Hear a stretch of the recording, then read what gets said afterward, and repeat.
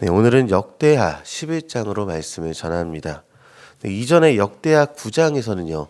솔로몬이 성전을 건축하고 난 뒤에 하나님께 기도했던 내용들이 있습니다. 하나님을 떠나지 않도록 하나님 앞에서 살아갈 수 있도록 간구했었던 내용들이 9장에 기록되어 있었던 것이죠. 그러나 이후에 솔로몬도 하나님을 떠났고 그의 아들 르호보암도 하나님을 떠나게 될 법한 그런 일들이 있었습니다.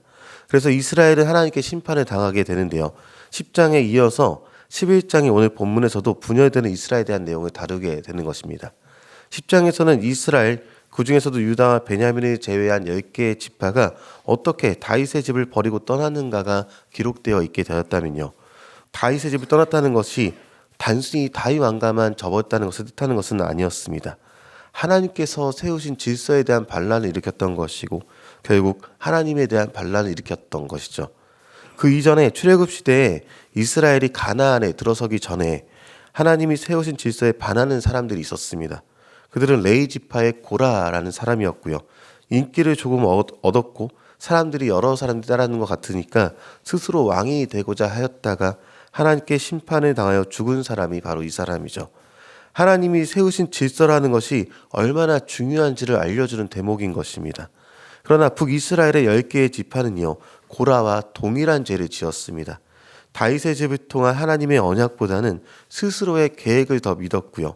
스스로의 유익을 위해서 그들이 속한 공동체의 번영을 위해서 하나님에게서부터 등을 돌렸던 것입니다. 그리고 이제 분열되어서 남유다와 북이스라엘로 나눠지게 되었는데 아마도 북이스라엘은요. 새로 시작하는 나라가 되어서 호부가 있었을 것입니다. 남유다보다 다윗의 왕가보다 자신들이 이끌어가는 북이스라엘은 더 번영한 나라로서의 부귀를 누릴 수 있게 될 것이다 라는 그런 자신이 있었을 것이죠. 그러면서 하나님의 방법을 따르기보다는 그리고 하나님의 질서보다는 내 생각에 옳은 대로만 움직이고 싶어 할 때가 있었다는 것이죠. 내가 생각했을 때 이것이 옳은 것 같다고 외치면서 하나님의 말씀 자체를 고리타분하는 것으로 여기라는 것 자체가 얼마나 위험한 것인지 생각해 봐야 할 것입니다. 우리가 잘 생각해 봐야 할 것이 있다면요. 사람들은 시간이 지남에 따라서 그 사회가 가지고 있는 가치관이 달라진다는 것을 생각해 봐야 합니다. 사람들이 옳다고 여기는 것도요. 시간이 지나면서 달라지게 되는 것이죠. 같은 시대를 살아가더라도 나라마다도 다르게 됩니다. 그렇기에 사사기에서도 그리고 오늘 본문에서도 각기 자기 속인에 옳은 대로 행했다라는 표현 자체가 얼마나 위험한 일들인지를 알게 되는 대목들인 것이죠. 그리고 우리가 경계해야 될 것은 바로 이러한 모습입니다. 우리 소견에 옳은 대로 행하는 삶이요. 내 생각을 혹은 내 삶의 방법을 옳은 것이다 라고 규정하고 하나님의 말씀에 내 삶을 비추어 보았을 때 말씀대로 살고 있지 않으면 자신을 합리화하고 종국에는 하나님 말씀에 순종하기보다는 그 말씀을 잘 보지 않고 넘겨버리거나 심하면 그 말씀에 대해서 다른 자의적 해석으로서 자신의 삶을 합리화해버릴 때가 있습니다. 그렇게 우리가 중요히 여겨야 할 것은요. 하나님의 질서와 방법이 내 생각보다 옳다는 것을 인정하고 그 방법을 따라가야 한다는 것이죠. 하나님의 뜻이 아닌 모습들은요. 궁극적으로 자신을 파괴하고요. 공동체에 재앙을 가져오는 모습으로 가게 됩니다. 오늘 본문에서 전체 이스라엘 중에서 남유다의 르호보암이 먼저 하나님께 등을 돌렸고 북이스라엘의 공동체 역시 여로보암을 앞세워서 하나님을 예배하게 되었습니다. 그리고 나라가 분열되었을 때 1절의 기록을 보면요. 하나님의 질서의 회복을 위해서 르호보암이 군사를 일으켰다가 아니라 자신의 명예를 위해서 군사를 일으켜서 북이스라엘을 진압하려 했던 모습을 보여주게 됩니다. 유다와 베냐민 족속들은요.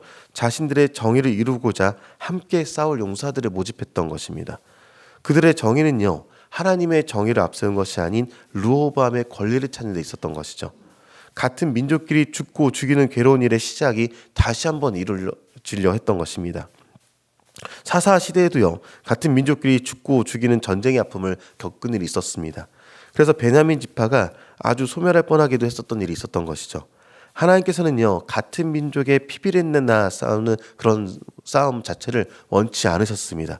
그렇게 하나님의 사람 스마야를 보내셨고 전쟁을 막으시려고 메시지를 주시는데요. 여기서 중요한 내용이 있습니다. 그 이전의 모습에서의 돌이킴이 있는가라는 내용인 것이죠. 르호보암과 유다와 베냐민 족속들은요, 하나님의 말씀을 듣게 되었을 때 그때 순종하게 되었습니다. 그동안 범죄하며 하나님을 떠나기도 했었지만 결국은 하나님 말씀 앞에 순종했던 것이죠. 이 일이 중요한 것은요, 우리 또한 날마다 넘어지나 르호보암처럼 돌이킬 수 있는가 여기에 대해서 생각해보고 언제든지 하나님 앞으로 돌아와야 한다는 것입니다. 본래 이스라엘의 지파 간에는요, 서로를 견제하는 성벽 같은 것이 있거나 하진 않았었습니다. 그러나 이제는 서로를 바라보며 언제 죽고 죽일지 몰라 하는 불안한 상태가 되게 되었고, 북이스라엘과 남유다 사이에는요, 거대한 성벽 자체가 쌓아지게 됩니다. 자유로이 출입하던 곳이 이제는 경계의 장소가 되었던 것이죠. 솔로몬의 평화의 시대에는요, 이처럼 성읍을 요새할 필요가 없었습니다. 잘 생각해봐야 할 것은요, 하나님의 질서를 떠난 사람들은요, 자신이 스스로가 질서를 세워가기 때문에 다른 사람을 경계하고 두려워합니다. 그래서 사랑하며 섬기기보다 다른 이에 대해 공격적인 스스로에 대한 방어를 하면서 경계하고 두려워하게 되는 것이죠. 현재 이 땅을 살아가는 사람들은요, 자신이 자신의 삶을 책임지며 살아가려 하고 하나님의 질서를 떠나는 삶을 날마다 선택하며 살아가려 합니다. 그래서 늘 다른 사람을 향해서 작은 일에도 분노하고 나를 세우고 공격적으로 돌변해 버리는 것을 자주 보게 되는 것입니다. 심지어 오늘 본문의 북이스라엘은요, 하나님께 제사 드리는 것 자체도 하나님이 정한 방법에서 벗어나 버렸죠.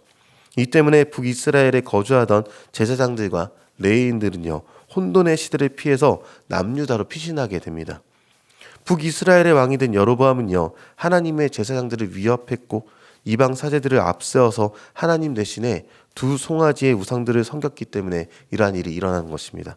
남유다의 통치자는 르호보암이었고요, 그리고 북이스라엘의 통치자는 여로보암입니다.